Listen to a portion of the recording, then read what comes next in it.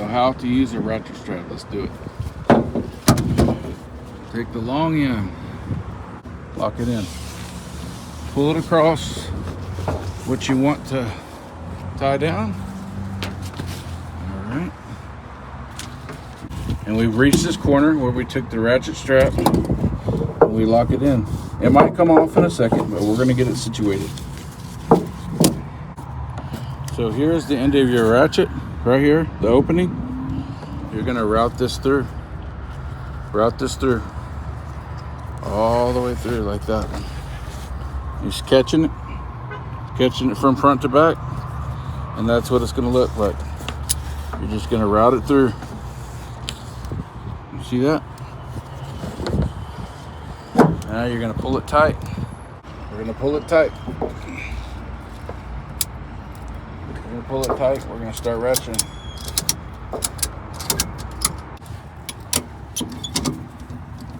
Just tighten down.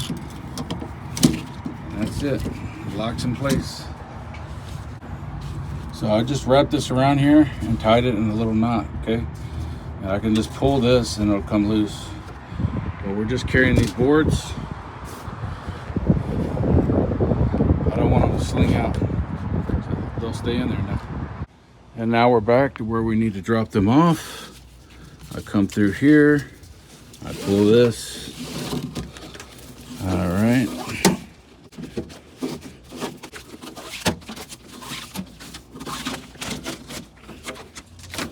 Get all that off.